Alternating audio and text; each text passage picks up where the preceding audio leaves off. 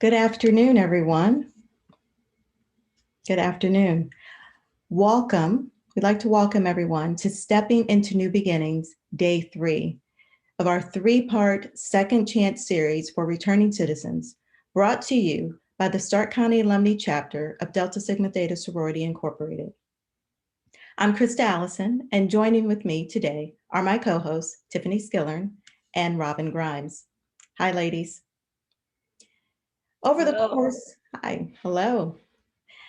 course of this week, we had an opportunity to not only look at the process of reentry, but we recognized the reentry of returning citizens on day 1. On day 2, we shared community resources from our Job and Family Services, from Stark and Summit, utility assistance and housing resources. We learned about the Stark County Community Action Agency. We learned about the YWCA, as well as Stark Metropolitan Housing. We also talked to individuals from the Reentry Court Program, as well as individuals who have gone through that process.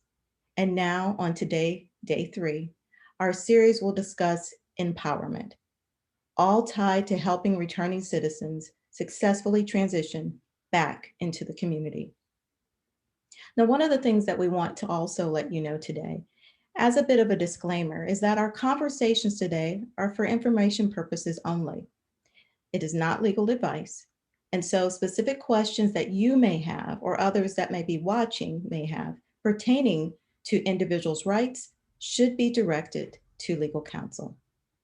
So with that in mind, let's get started with looking at our speakers for today and welcoming them to our conversations.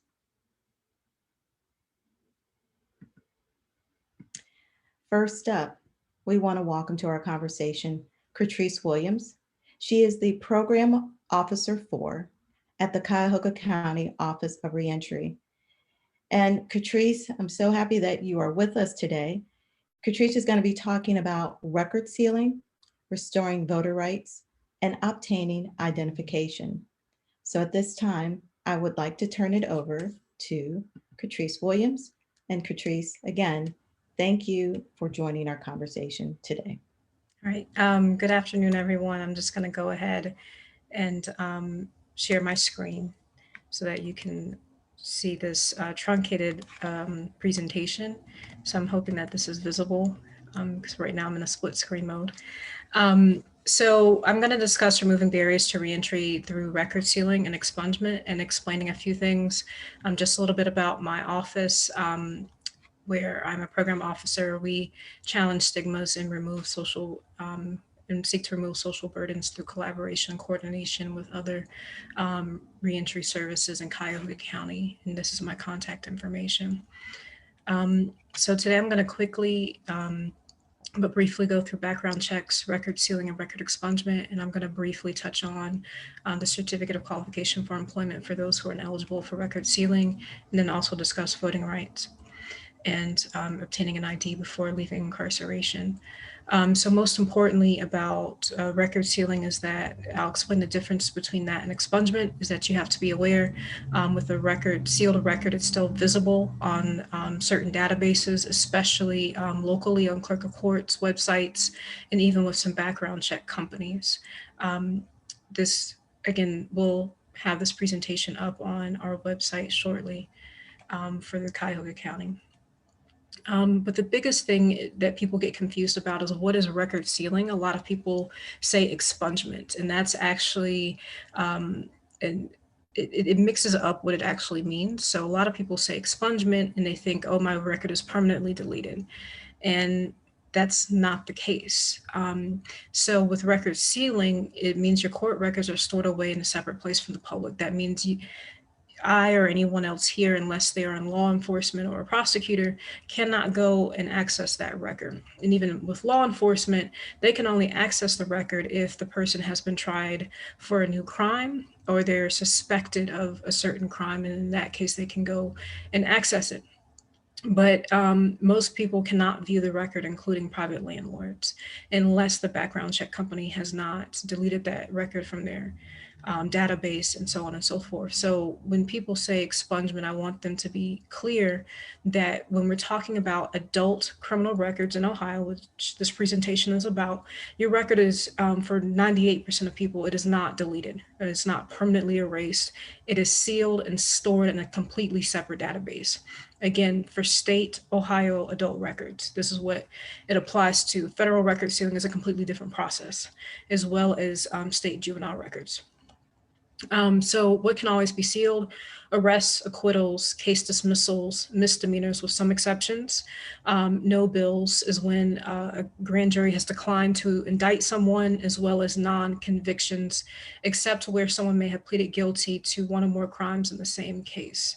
That could mean something to the effect if someone was caught for shoplifting and they later resisted arrest. If the resisting arrest charge was dropped, but they were found guilty of shoplifting, they cannot get the resisting arrest sealed, because even though it was a non-conviction. So that's just an example. But if it's misdemeanors, it's likely that both of those could be sealed. But that's an example of where someone, if there is a non-conviction in that case. So, and then when we're talking about ineligible offenses for both pathways, which I'll get into, a conviction for a mandatory prison term, that means if someone committed, for instance, aggravated robbery, and this is maybe their third criminal offense, the law stipulates a mandatory prison sentence for that person, which means the judge cannot have any leeway about the minimum amount of time that the person will serve. They have to serve that at least that mandatory minimum for that specific crime. So that person would be ineligible for either pathway in record sealing. Again, talking about Ohio adult criminal records. Any felony 1 or felony 2 offenses or convictions are not sealable. Traffic offenses, but they're not counted as criminal offenses depending on what it is, with the exception of DUI and street racing. Most violent and sexually oriented offenses are not sealable. Misdemeanor, domestic violence, certain sex offenses, DUI, hit and run, street racing, and any felony or first degree misdemeanor involving a minor, except for non-payment of child support. But even if you are in some of these other records are ineligible, if you have non-convictions, again, not originating from those cases, and you have non-traffic minor misdemeanors, you could still get those sealed. So here's just a short list. I'm not going to go through all of these, but when you think about some of the things that cannot be sealed, especially when they are considered violent crimes, those things marked with an asterisk are usually, if it's a felony, a first degree misdemeanor, but not some of the lower misdemeanors, but abduction, aggravated arson, extortion, gross sexual imposition, voluntary manslaughter, trafficking, aggravated riot, felonious assault, first degree misdemeanor above. Those things are not sealable, including sexual battery, as well as rape and the first degree misdemeanor or above. And then you also have some sex offenses that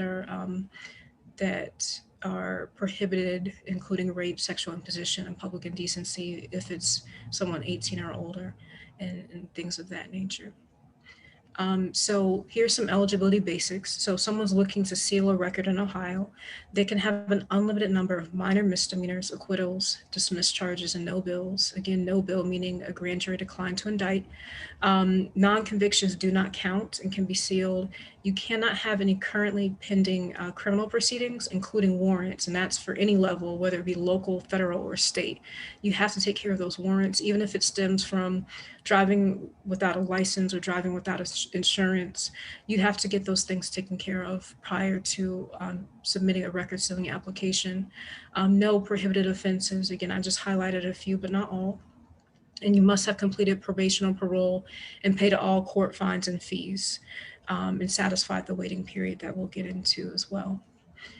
So as of April 12th, so just a couple of weeks ago, the law actually changed and it expanded eligibility for people, which was a good thing because there were some folks who had several felonies or had several things that they needed or wanted to get sealed but could not under the old law, which was in itself relatively new. But as of April 12th, there are two pathways that you can take. The first pathway, a person can have an unlimited number of misdemeanors and an unlimited number of fourth and fifth degree felonies. Fourth and fifth degree felonies are usually the lower level felonies, resulting in less than 18 months of prison time or jail time. And under this first pathway, the person can have any first, second, or third degree felonies, no offenses of violence, and no felony sex offenses. So, to summarize that again, a person can have an unlimited number of fourth and fifth degree felonies, an unlimited number of misdemeanors, but they cannot have any higher level felonies and they cannot have any other sex or violent offenses to qualify under the first pathway. And again, I'll reiterate, you should always seek legal counsel and always have someone conduct a background check to ensure your level of felony and your level of, and whether or not you qualify under this first pathway. Under the second pathway, again, this eligibility was also expanded. It was previously limited to one felony and one misdemeanor or two misdemeanors. But a person can have either none or one third degree felony and up to four misdemeanors sealed, or two third degree felonies and two misdemeanor convictions. We call it the rule of four. Um, Again, it just because it's a maximum of four convictions, even with the third degree felony and four misdemeanors.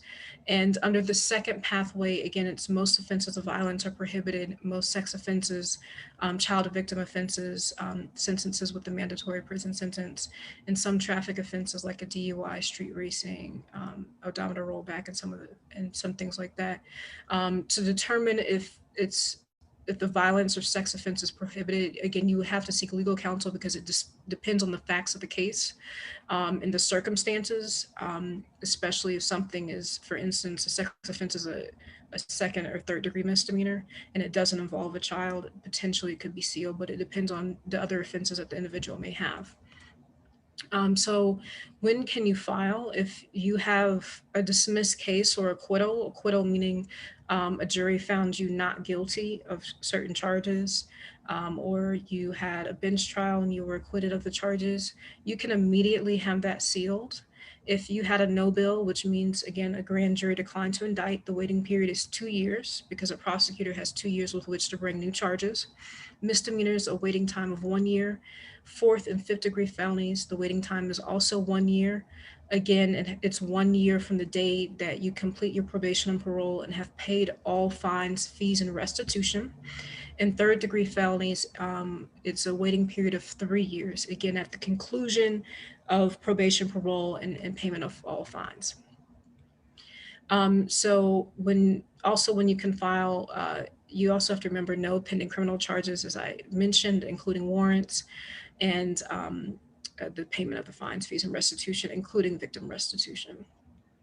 So where would you file? You would file in each court where you have a criminal conviction. So some people with misdemeanors, usually that's by municipal court. So you would have to file an application in that court or however many courts where do you have a conviction. And generally, the filing fee is $50. However, some municipalities may increase that fee to $100. So you will have to check not only with your county, but with the municipal court where you have the conviction. And if you cannot afford the fee, courts should have a poverty affidavit, which means a piece of paper that you can file with your record sealing application stating that you cannot afford the fee. If they tell you otherwise, seek free legal counsel in your county and let them know, because they should have a poverty affidavit. And there's no fee around the state for acquittals, no bills, and dismissed charges. That record sealing application is free. So when you have your record sealed, what that means is that you can answer no to questions about having a criminal record. Again, documents are kept in a separate file and are unavailable to the public. The sealed record is still available to the police, the Ohio Bureau of Criminal Investigations, government officials and agencies, including the federal government, and certain employers like law enforcement, or if you want jobs with working with children, the elderly, or in healthcare. So it's important to be aware of that. And in the rare case that you might be eligible for record expungement, that pertains to victims of human trafficking. Human trafficking is very serious in the state. Ohio is the fifth highest state for human trafficking in the country, and not just in the lower 48. So there's a high incidence of both children and women being trafficked for sex. And in that case, in 2012, Ohio passed the Ohio's Safe Harbor Law, which created an expungement process for those victims. And it clarified the scope of eligible records that could be permanently deleted. All right. So it's the strongest tool for removing criminal based records. And again, no one can access that once it's been deleted, maybe the federal government, but again, once it's deleted from the state records, it's completely gone. But the person had to have been convicted of prostitution, loitering to solicit, or solicitation, and they could not have participated or committed murder, aggravated murder, or rape. And the judge will consider whether or not expunging that record is in the best interest of the person asking for the criminal record to be deleted. And if you are ineligible for record sealing, or you're not a victim of human trafficking and can get record expungement, there's also the certificate of qualification for employment, which reduces some of these collateral consequences of having a criminal record. Collateral consequences meaning that in addition to having served time and having a criminal conviction, you are prohibited from certain types of employment or even housing. So by Ohio law, you cannot work in certain areas if you have like a violent criminal history or something of that nature, despite, even becoming rehabilitated. So what it does is that it turns those mandatory civil impacts, or the mandatory legal barriers to applying for certain jobs or occupational licensing, and makes them discretionary. And it also provides negligent hiring liability protection for employers. So what that means is an employer cannot be sued for hiring someone with the criminal conviction. And it also means the employer has to give you individualized consideration for occupational licensing or employment opportunities, including occupational licensing boards. So again, provides negligent hiring liability for the employer. And the CQE also mandates that the employer has to give you individualized consideration, as well as occupational licensing boards. So it can help folks get a lot of jobs in waste management as engineers, depending on your background, as childcare providers. And it's available to anyone who's in the community. And there's a brief waiting period. And the waiting period is 1 year after the completion of a felony, including probation, parole, and 6 months after a misdemeanor, again, completion of probation, parole, and fines and fees. But a person can apply early if they were released early from prison, or they received a certificate of achievement of excellence in prison. They never received jail or community control, or released from jail with a recommendation from a sheriff, or they had early termination of all community control. In those instances, someone can apply early. The only thing is that a CQE cannot be used to obtain a healthcare license if someone has been convicted of murder, aggravated murder, voluntary manslaughter, and some of these other convictions. So again, some violent sex convictions cannot help a person get into the healthcare field if they have a CQE. And the filing fee was, again, changed by state law, and it's been reduced to $50. So all counties, all Ohio counties cannot charge more than $50 for this fee. And to access the application, you would go to drccque.com. So I know that was a lot of information. Again, I'm available for questions later.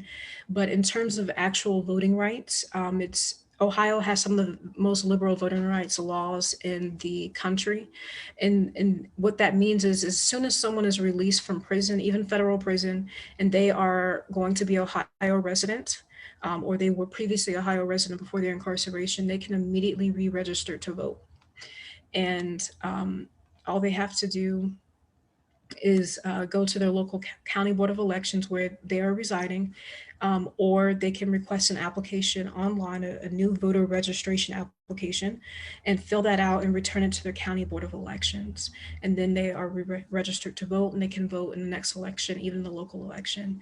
The important thing to remember is that if you miss two or more general elections, you can be taken off the voter rolls. So you want to make sure that you remain active as a voter. Having a felony does not prohibit you from voting at all, or being on probation parole does not. If you're on probation or parole, you can vote, and it's important to remember that.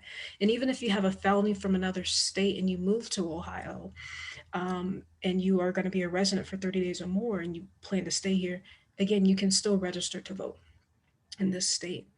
But last but not least, is also about identification. So when a person is leaving prison, they want to make sure that they have appropriate ID. Most state prisons will provide that, and under the First Step Act, the Bureau of Prisons is required to provide that.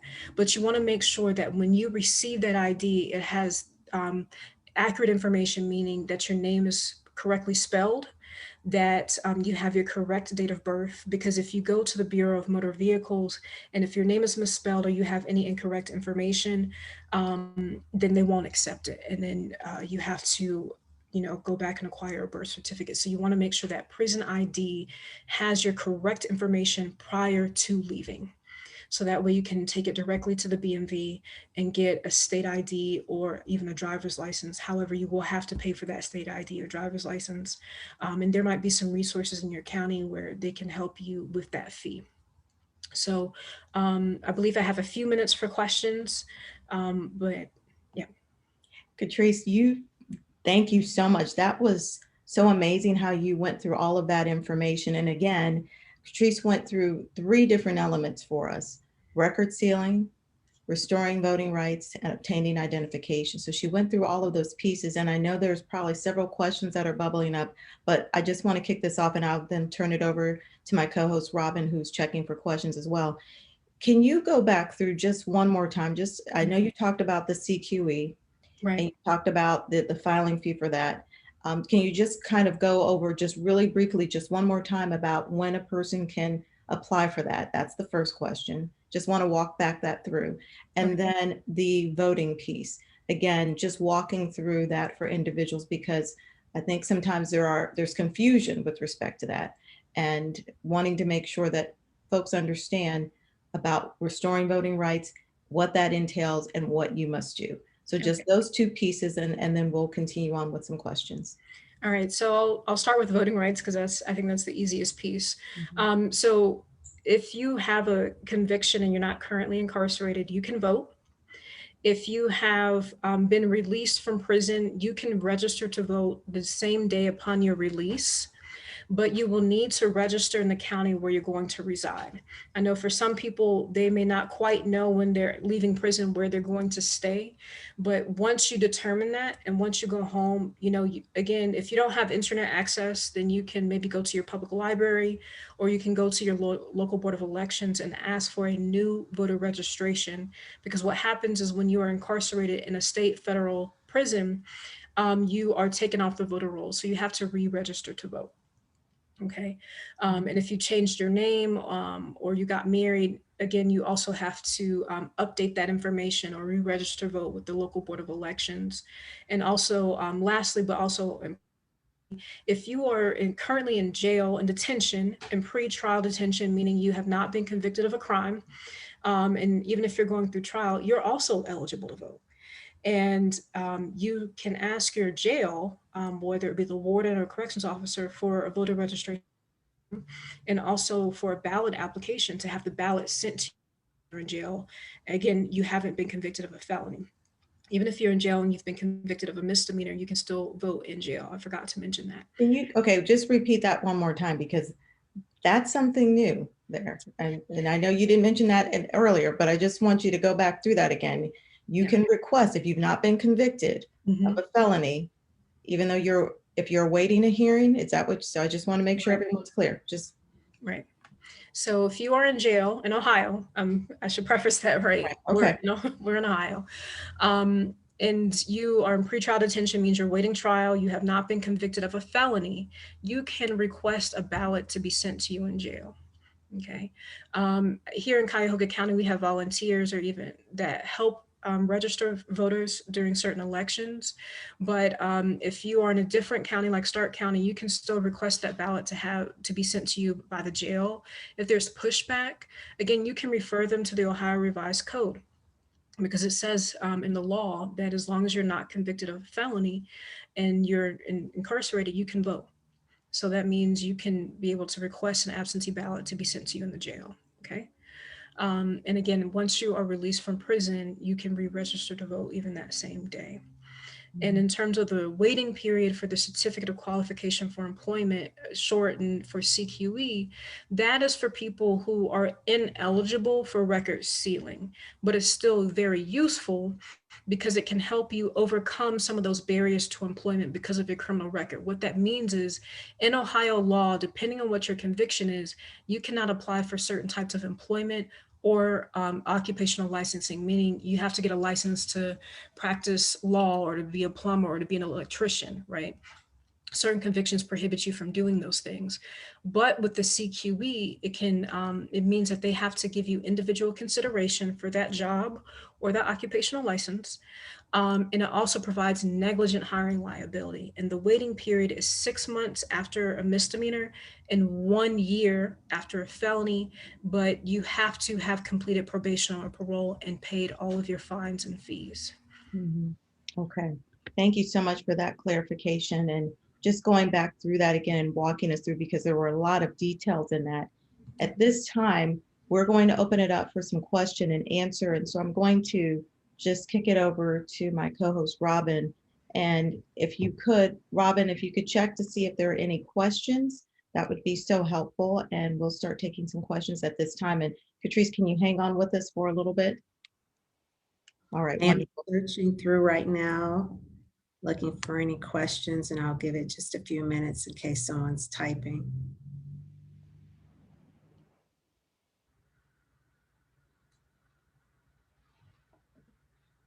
I don't see any questions, but a lot of good comments in here from Katrice, information that she shared. Okay. And I know that we're checking questions. Katrice, so if you can hang with us for just a little bit longer. I know there was another document. When we come towards the end, we want to make sure we show that document that we have. And I believe it was pertaining to, as it pertains to, I should say, record sealing, and there was a resource there. So we want to make sure that we show that towards the end. I think you provided that to us. So yes, it's actually, I want to make sure I give credit. It's actually provided by the Ohio Justice and Policy Center, who they are based in Cincinnati, Ohio, and they are a nonprofit but public interest firm that really advocates on behalf of indigent people, including people with criminal records. Would you want us to show that right now, or should we wait towards the end? We can wait towards the end. I think people might be inundated with the amount of information. All right, well, we will definitely make sure that we do that. Thank you. Krista, I do have a question. Yes.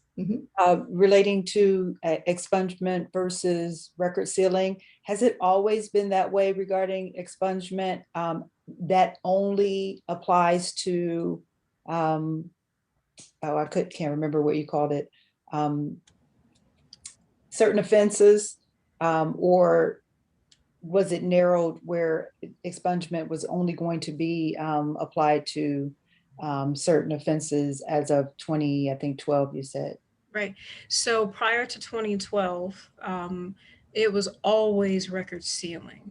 However, lawyers and judges, as much as I like some of them, they would say expungement.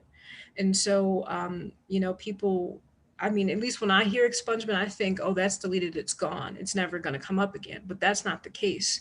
The Ohio Revised Code actually says sealing. And sealing means is that most people can't see it. But again, if you are convicted of something else, that sealed record can come back up and certain employers can see it. So it's always been sealing, but as of 2012, it was expungement for victims of human trafficking. Thank you for that clarification. Yeah. Thank you for that question too, because that does help to clarify that it's all in language, isn't it? In terminology and what's used. Thank you so much, Katrice, for sharing with us the elements of expungement and record sealing, identification of rights, as well as voting. So thank you very much for sharing that. I'd like to turn it next over to my co-host, Tiffany. Hello, everyone. Thank you again, Katrice. That was a lot of information, and you're right. It takes time to process because I'm still trying to process the record sealing versus expungement. So I'm going to go back and listen to the presentation. Great job. You had a lot of useful information. Thank you so much. I'd like to welcome Pastor Walter Moss to the conversation. Reverend Walter Moss is actively involved with Strengthening Stark, the Reentry Coalition, and he serves as project director for the Community Initiative to Reduce Violence. Welcome to the show, Reverend Moss. Oh, thank y'all for having me.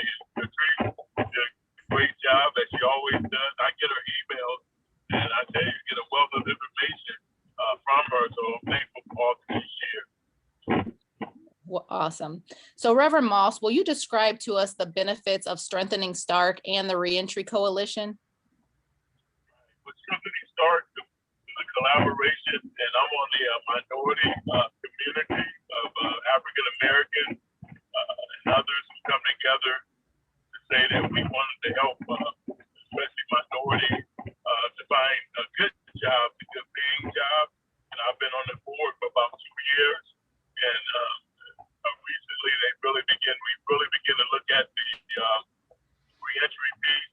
And since I'm the Stark County Reentry Chair for Stark County for the coalition at this time, it was a good fit.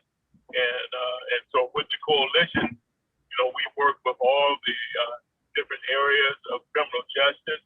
And also because of my job part-time in the prosecutor's office, we've been able to work with a lot of people on probation, parole throughout Stark County, and able to get some of them jobs. That's the main thing. That returning citizens will be able to have jobs.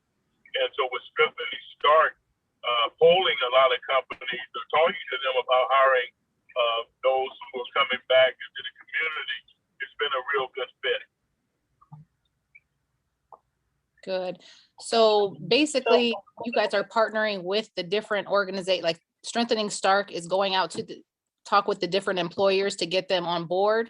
Is that what I heard you say? Everyone, I just want to let you know that Pastor Moss is in the process of traveling, but he did not want to miss giving you guys this information. So we thank him for being in the process of moving around and trying to deliver this information to us. It's a little bit sketchy with the volume. So I just wanted to be clear. Is Strengthening Stark working with employers to basically come on board to hire returning citizens? Well, returning citizens and citizens proper, because that was basically what it was founded for. It was looking into the community to find out what jobs are available, what daycare centers are available in the community in the Southeast Canton.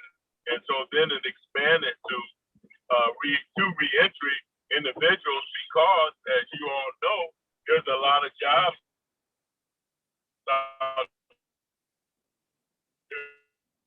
a lot of employers will hire people out, and we'll take it case by case. And so the Strengthening Stark piece and the piece that I'm doing in the prosecutor's office, prevention, it all works. We're trying to get people who serve their time, we're trying to get them back to work. And as I said, we don't want to give them, a hand down, a hand out, but a hand up. And we want to help them so that they don't have to get reincarcerated again. Okay, awesome. So do you feel that the reentry success is highly correlated with people participating in programs such as Strengthening Stark and also the Reentry Coalition?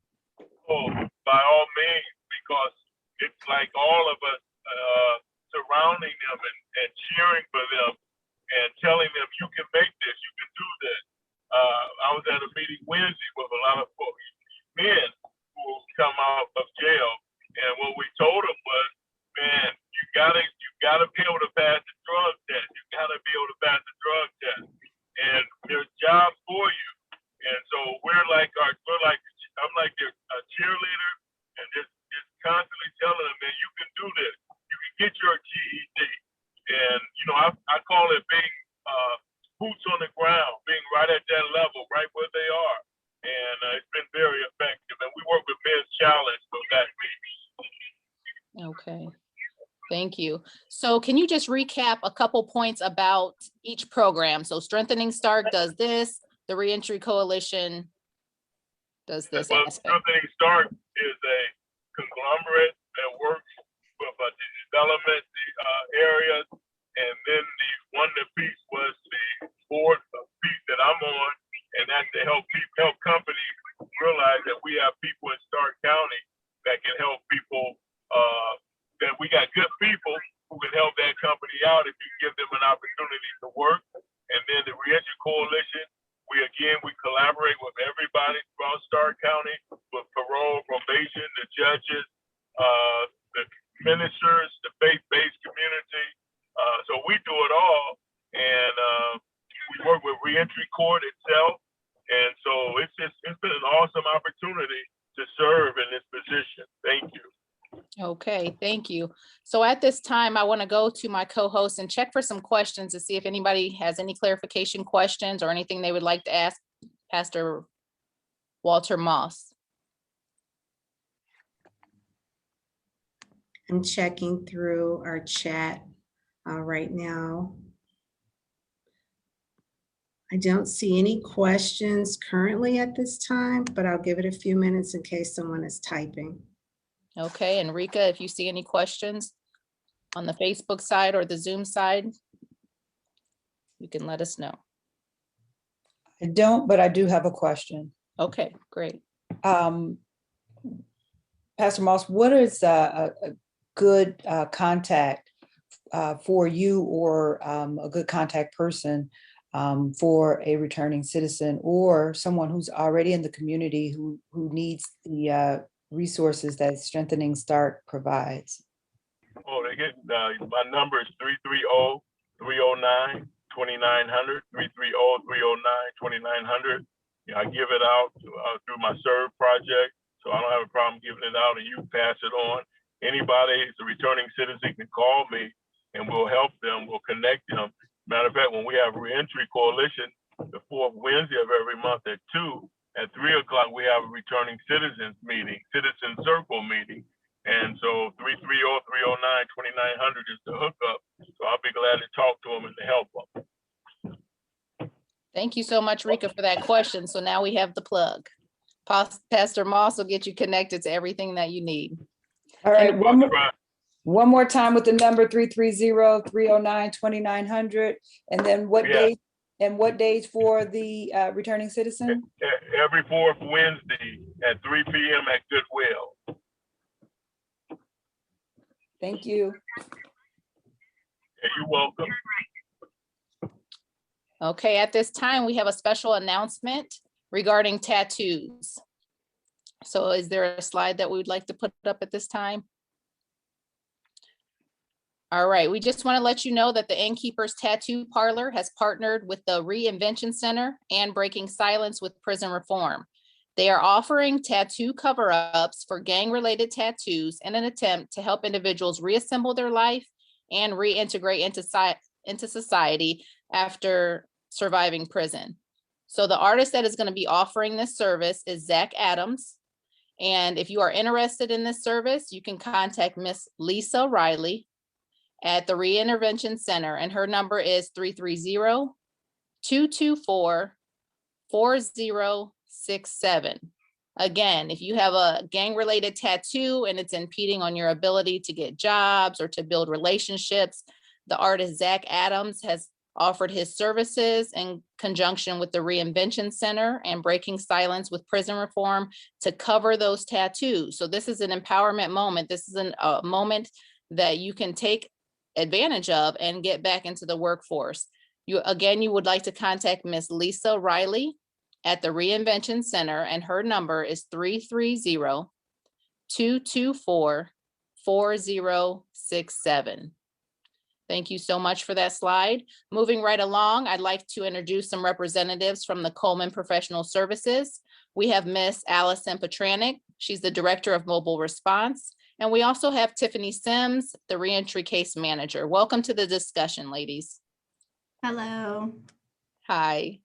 All right, Allison, I'm going to start with you, and I'm going to pose the question to you, and then I'm going to ask Tiffany to just follow up with her response. Sure.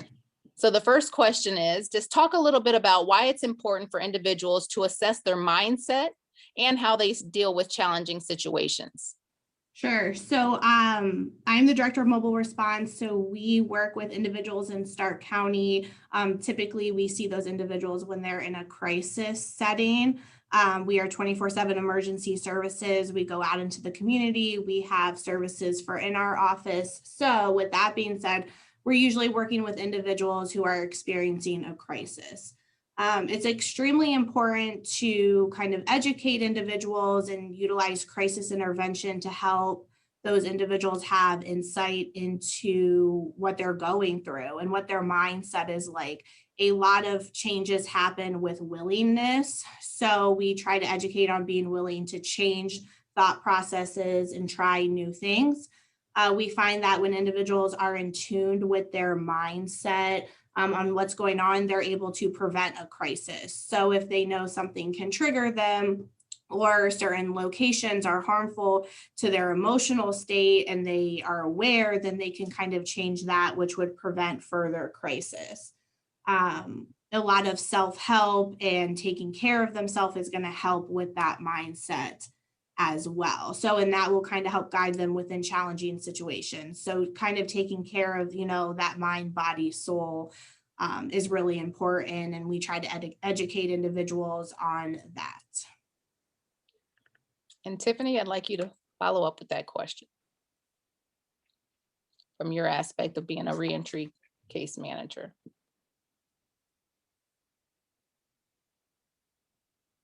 Of course, technology can get us every time.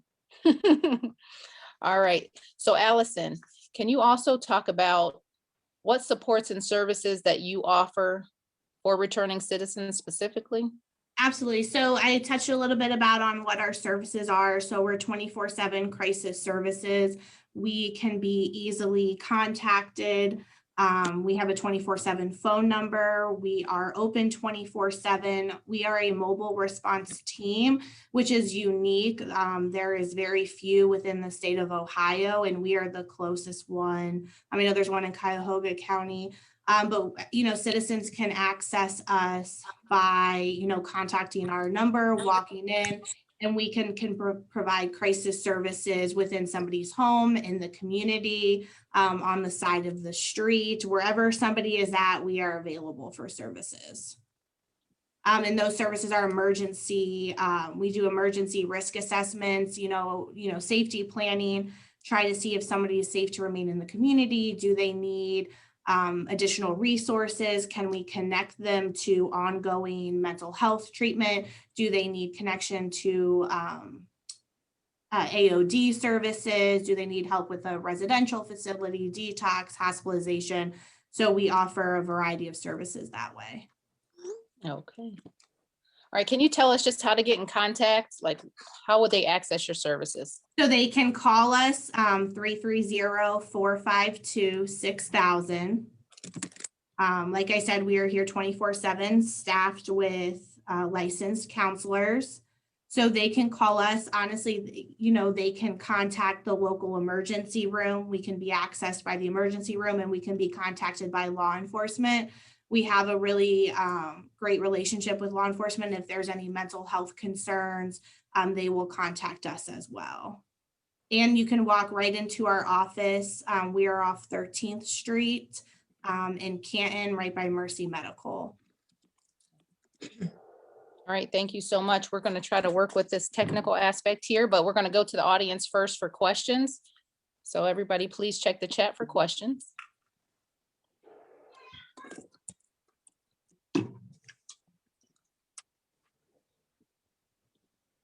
Tiffany, I don't see any questions in the chat at this time, but if Ms. Petranek can give us that phone number, we'll be happy to put it in the chat. Absolutely. 330-452-6000. Thank you so much. Okay, we have to try to see if we can get her unmuted.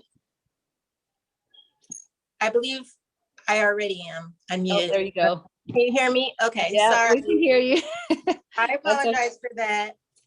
Oh, it's no biggie. So Okay. we'll start back with the first question is talk a little bit about why it's important for individuals to assess their mindset and how they deal with challenging situations. 1 second before you answer that. I see Danae is over here with her hand up. Do you have a question, Danae? You'll have to unmute. Let's see if we can get you unmuted. All right, ma'am. Uh-oh, you went muted again. Hit it one more time. Unmute. Okay, there we are. There you go. I also wanted to bring up, there was a couple things that we didn't touch on. The Stark County Urban League, where we are, they're tremendously helpful.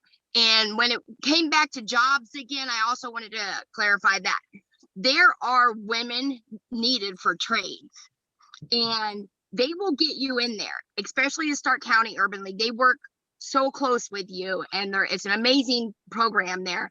I haven't got to participate in it because I left the county, but there are trades and they do need women, and women can do these trades. So anything like that, sign up for it. And they take felons. It doesn't matter. And there's training and things like that. So that's something for women to look into as well. I just had to say that. We appreciate it. I'm a Anything trade that you woman. can add. Listen, that's why it's important for you to be a part of the discussion, because you've been there, you've done that, you have the information to give. So is there anything else you want to add or ask? No, ma'am, but they're very extremely helpful over there, and we need to look into it, especially as women. So Okay, thank you so much. We'll be looking for you during this discussion. So let me know if you have any other questions or comments. There we go with my mute. Tiffany, back to you. Can you answer that question for us? And would you like me to repeat it, or are you good to go? I think I'm good to go. All right. Okay. Well, I teach the Thank You for a Change class 2 days a week, Tuesdays and Thursdays. And what I focus on is, changing our thinking, trying to change the environment, the people we are around, as well as goals that we have. It is an 8-week course. And I just want to go back at the Coleman, I'm doing the RHO, and I've been doing that for about almost 2 years at the Returning Home of Ohio. And currently, we can take only 10 people at a time. So we have a waiting list, I believe, of 4 people. But we also have an RHO program in Akron, Ohio, Toledo, Ohio. There's like 3 or 4 other counties as well. But the importance of them taking the Thank You for a Change class is because the clients that I get, they've been incarcerated from 2 years to 30 years. I've had, clients that have been incarcerated for 30 years for rape, a sex offense charge, murder. So, just being incarcerated for 20, 30 years,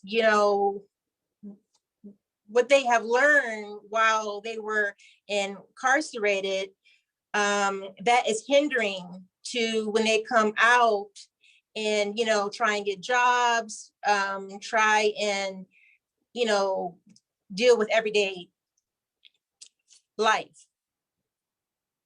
So the importance of this course is to feel empowerment and to, find ways to do better and, to focus on their feelings and their values, attitudes. And I think that's very important because the clients that I have, I can have a client for maybe 1 to 5 years. And so, the goal is for them to not go back to incarceration. So the Thank You for a Change class, I feel really is encouraging and it is beneficial. Okay, it sounds like to me that you were talking about sometimes when you go to jail, that you adapt different thoughts or different survival kind of techniques, the way you're thinking, the way you're dealing with situations in there, and then you come out here, and sometimes people don't realize, okay, I need to shift my mindset. So this Right. program will kind of help them to recognize, okay, this is the thought process you were going through in jail. This is kind of how you were thinking, maybe just a coping mechanism, but now this is how we can change it and what we need to consider out here in the community. Right, yeah, because, you know, I've had people being incarcerated for maybe 10 years, you know, so they get out and then we, you know, find them an apartment. You know, we find them a place to live. We pay for their gas, their heat. You know, we try and get them going. And then they come to Coleman and then they get a, you know, counselor. And, you know, just to try and find their way. There are many people who will be able to get a job, and there are people that will go on retirement. There are people that will go on disability.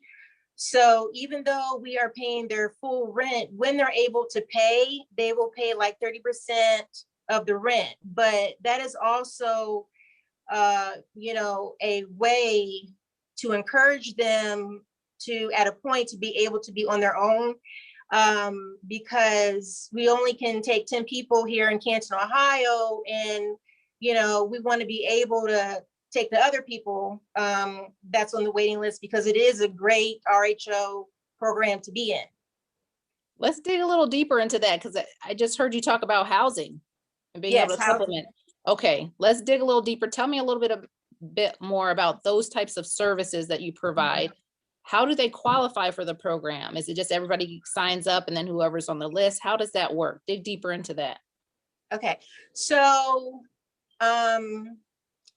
while they are in jail, incarcerated, their PO will email me and they will ask, you know, I have this person, you know, they're going to be out in 3 months or 4 months, 6 months. So will there be room for this person, you know, to be able to be in our RHO, you know, program? We don't take everyone because we feel that everyone is not a good fit for the program, because not everyone can, you know, live on their own. So then we will put them on the list. We will find a day and time to call in, and I will talk to them as well as their PO, because you know, they get a PO when they're about to be released.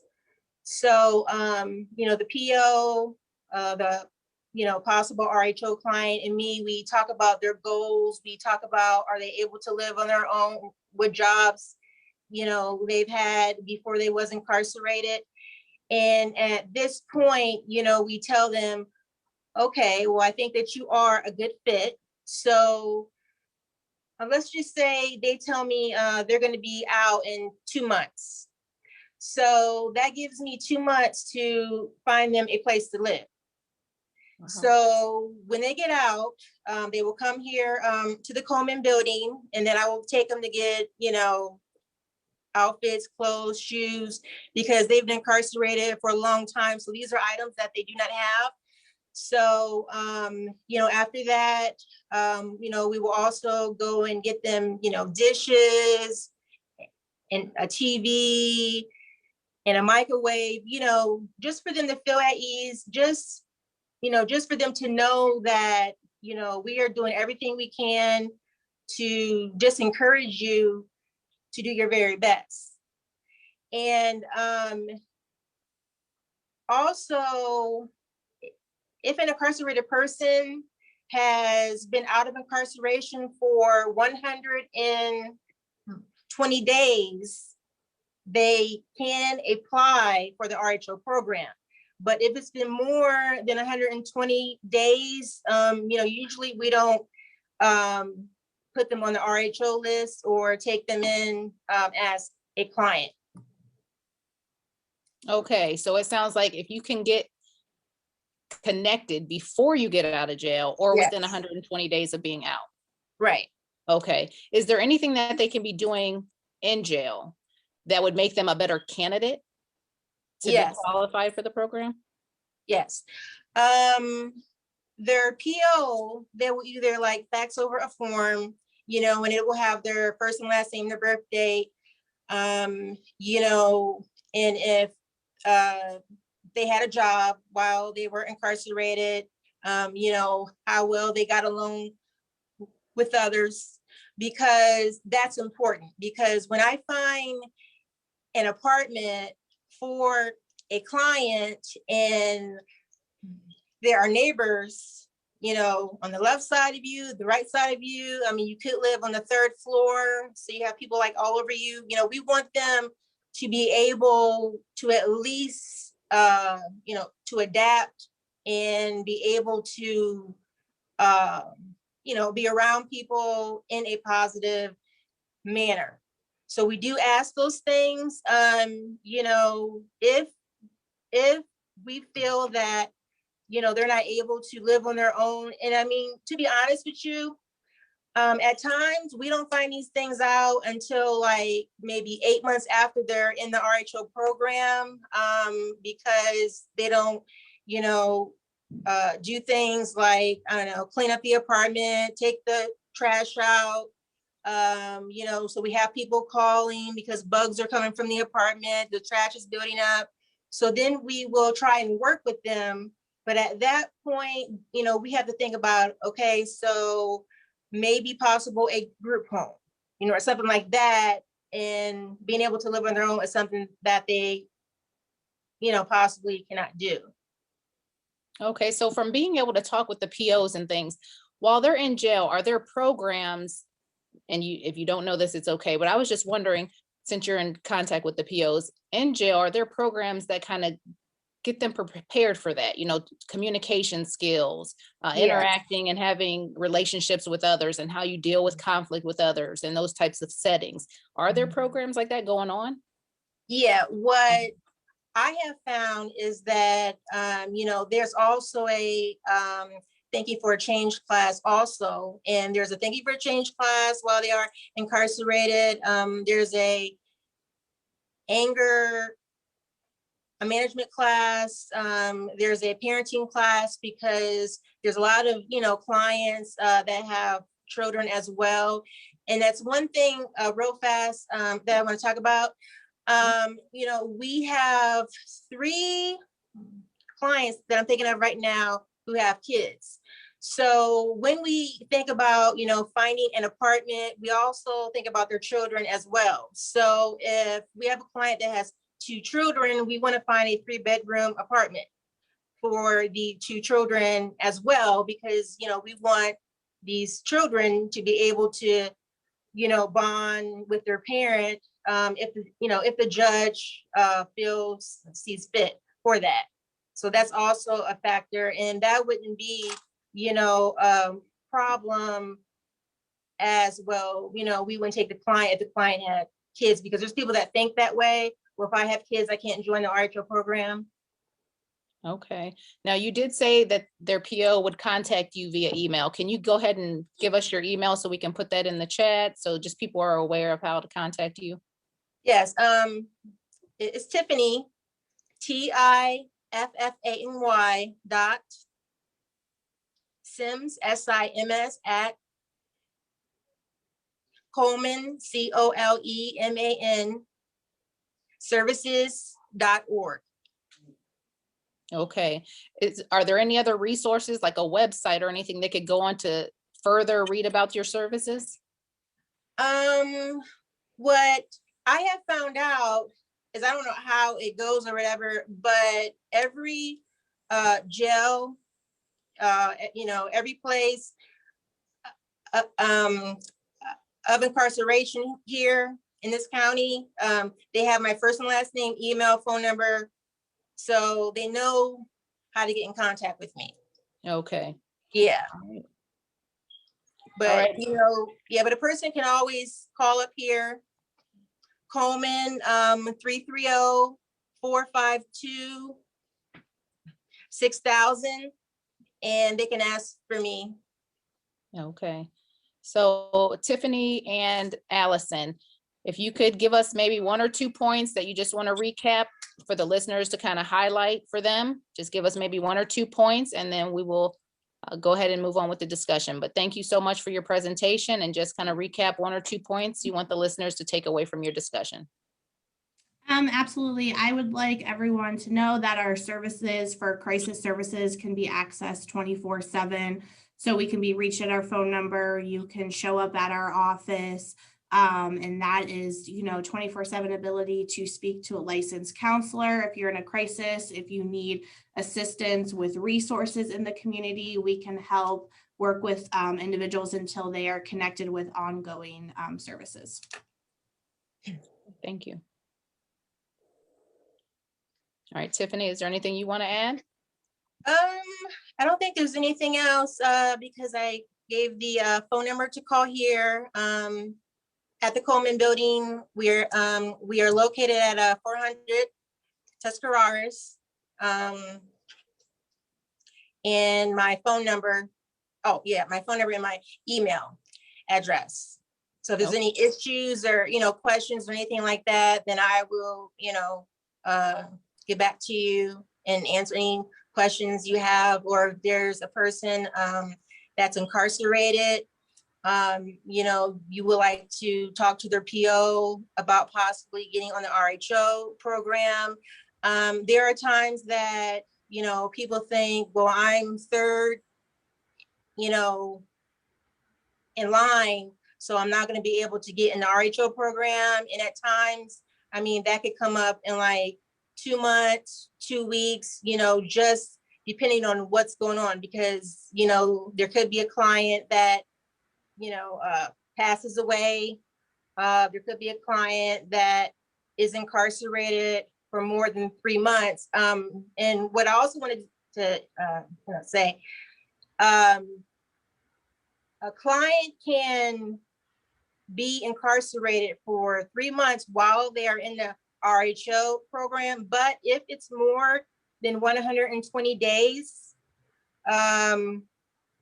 then they will be out of the RHO program. So that's how a lot, of the people that we have on the waiting list can actually move up. Oh, okay. Which is actually, 4 months. 4 months. Okay. All right. So this sounds like a good time to take a break and ask for questions. Check the chat on both the Facebook side and the Zoom. So Tiffany, we actually have a couple of questions. We're going to start with Danny. She has her hand up, and then I will give you a couple of questions that we have from our Facebook page. Danny? Yes, ma'am. I just wanted to touch base since the Coleman popped in and the crisis things. So Mercy Medical has this thing, and it's called My Chart. And what it is they log all your doctors onto a patient portal, and they can set you up a care team. If it be mental health issues, anything, you will have your own care team, and you'll be able to log on and look at your chart and see what all needs to be done. But they form a team for you, which is absolutely amazing. We didn't touch base on this, but that's through the government, but they touch base on all your issues and what you need, and everything's there on the chart, and all your doctors can communicate, so everybody's on one base. Mm-hmm. Thank you so much, Danny. And Tiffany, just a few questions to pose for you real quick.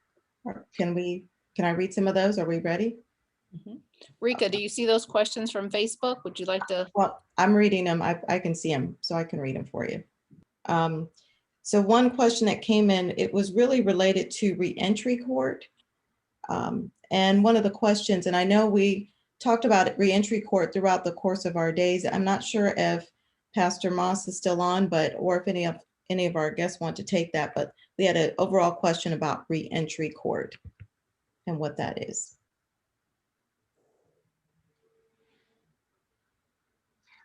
I can answer. Okay. All right. Reentry court is basically for anybody who's coming back into the community. They're going to help you. They're going to help you as long as you give it your all. They will help you find jobs. They will help you find housing. They will be there. They'll teach you the skills that you need. anything that you need, they're there for. Just don't be afraid to reach out and ask, but they can help you reintegrate back into society. There's so many programs, and I don't think that it gets enough recognition. Okay. Thank you. Rika, did you see any questions? If you're on Facebook or on Zoom, do you see any? None on Zoom. There is one on Facebook regarding the Reinvention Center in Stark County, and also the Innkeeper Tattoo Parlor. Are those both in Stark County? Yes, the Reinvention Center is in Stark County and the Innkeeper's Tattoo Parlor is in Stark County. You want to make sure that you use the phone number that we provided. Do not contact the Innkeeper's Tattoo Parlor directly. Go ahead and go through. It was Lisa Riley at the Reinvention Center, and her number is 330-224-4067. They have just partnered with those two organizations to provide that service. So again, do not contact their parlor directly. Make sure you contact Miss Lisa Riley at the Reinvention Center, 330-224-4067. Also, there's a question asking, can people call you instead of police? So that's for someone with a in a crisis. Yeah, so that looks like it's for Miss Allison Petranek for the crisis mobile. Can they call you instead of the police if they were in a crisis, or what types of situations could they go to you for versus the police? Absolutely. I mean, we recommend calling our office directly. We have licensed counselors that are answering the phone, as well as crisis assistants. So they will help work with those individuals who call in, determine if that is, something that a counselor can respond to by themselves, or if police, for safety reasons, need to be involved. But we will help work through that together. If somebody's just unsure on what to do, it's best to call in and kind of walk through that with one of our counselors on what's the best course of action. But absolutely, we can be contacted first, and a mobile team can be requested to come out.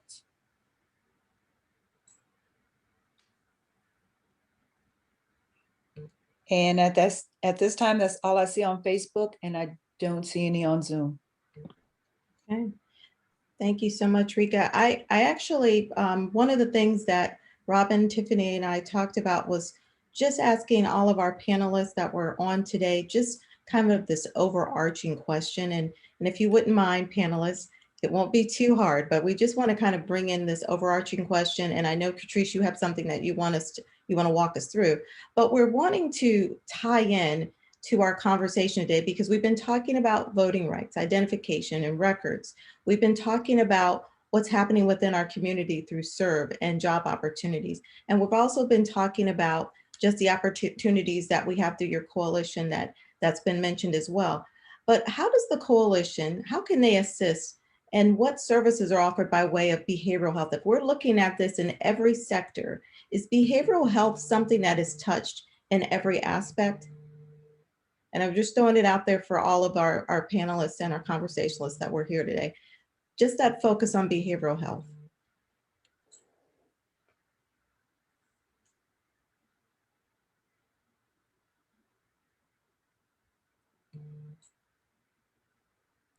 I don't currently see Pastor Moss here, Mm-hmm. but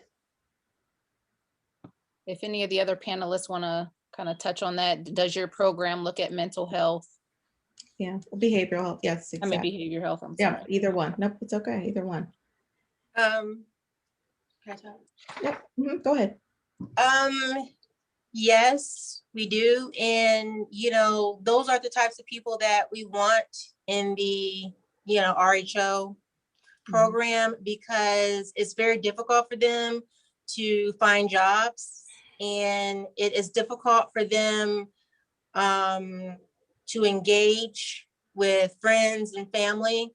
So, I think the goal of the RHO is to help people, who need help the most. So, yeah, that is one thing that we do look at In fact, if they do not have a mental health issue, they cannot be in the RHO program. Okay. Thank you so much, Tiffany, for tying that together and having us focus and look at that as well, because that's something that as we were doing our research, that came up as a growing concern, especially when we're looking at all the things that are going on within our country and in our world and even in our city and state. So thank you very much. Does anyone else have any links and ties to behavioral mental health within their program? Hi, this is Katrice. I didn't want to share information because I'm based in Cuyahoga County, so it would be very confusing for folks who are based in Stark County. But certainly, if anyone does come here, you know, we do have CATS, Community Assessment Treatment Services, as well as recovery resources and others. So, yeah. Okay, thank you so much, Katrice, for mentioning that. And just a quick other note about the reentry court. For individuals that have questions about reentry court, please be sure to just contact your local court, probation office for assistance in identifying that program, that there are a number of programs that are out there, even within our community, that will be able to help free of charge as well. So we just want to make sure we make note of that as well. Katrice, would you like for me to put up the particular slide at this point? Sure, I can actually go ahead and make sure, I'm just closing some tabs here, Okay. and go ahead and share that. Oh, sure. Okay. You have it? Okay, great. Yeah. Okay, thank you. No problem. So I'm sharing my screen. This Zoom feature is a little odd. So as you can see, this is a handout again, provided courtesy of the Ohio Justice and Policy Center. I would highly recommend them as a resource, not just for reentry, but other areas that affect Indigenous people. So they have this wonderful 2-page handout which will distribute to people, and they also have a resource center. I'll make sure I email that link to Krista later. But it provides you with the steps to go through for the pathways, and I'll just explain this really quickly. So step 1 is who can apply to seal a record, and I'll just use my mouse here.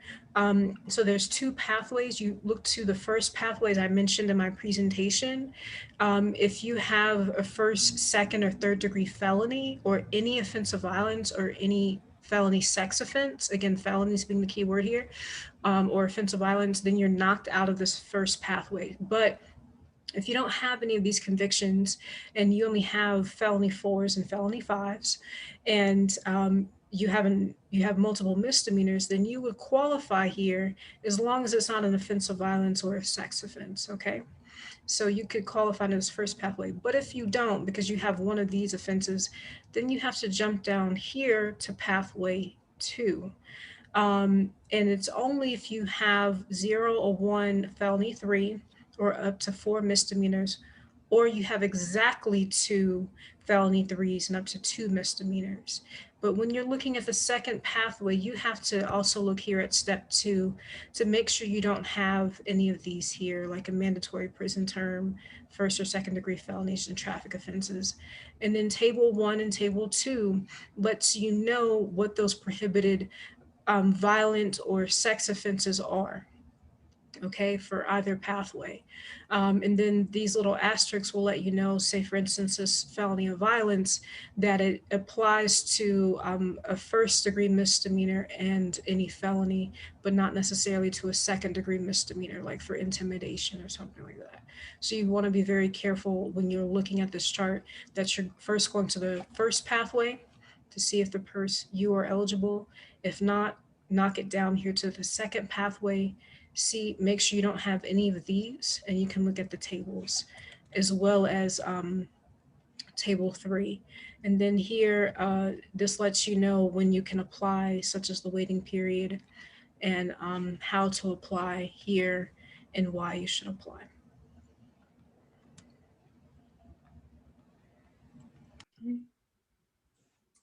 Thank you so much, Katrice, for going over that information and just taking us through that flow chart of the steps that need to occur. Thank you very much. Tiffany? Yep, at this time, we'll just pass the conversation over to Robin. We just want to remind everybody too, that we do have a survey that we would love for you to complete. So Krista, tell them a little bit about the survey and the link, please. Thank you, Tiffany. So we have placed in the link for Zoom, and it will be placed in our Facebook page as well, a link that is to a survey, just a really quick short survey. And whether you have participated in our conversations on day 1, which was Sunday, or day 2 on Tuesday, or today, Thursday, please take an opportunity, just a few moments, to complete that survey. It helps us to produce additional programming. It gives us feedback regarding our programs and services, and it also helps us as we move forward to produce additional content for our entire community. And so we just want to thank you in advance for taking a few moments to complete that survey. One of the things you will find when you complete the survey is that we are asking for your email address. And so we have a host of valuable resources, a ton of resources that we've put together over the course of these 3 days, and we would want to share those with you as well. So by completing that survey, it will give us your email address, and we will be able to send out to you all of the resources that we've discussed and that have been collected over the past 3 days during our conversation. So we thank you in advance again for completing the survey. And once we have your email information, we will be sure to send you out all of the information that we've collected and put together for these conversations. Thank you. Okay, we'd like to pass the discussion over to our co-host, Robin Grimes. Okay. So I'd like to thank Katrice Williams, Dr. Moss, Allison Petranek, and Tiffany Sims for joining us today and rounding out our 3-part series. And to our presenters from day 1 and day 2, thank you so much. On behalf of Stark County Alumni Chapter, Delta Sigma Theta Sorority Incorporated, thank you for joining us for our final day of Stepping Into New Beginnings, a 3-part second chance series. We hope you found all 3 days educational, engaging, and timely with support and resources. If you haven't had an opportunity, as Krista indicated, please take a moment to fill out our survey. And I want to leave you with this quote: never give up. There's no such thing as an ending, just a new beginning. Thank you again and have a great evening.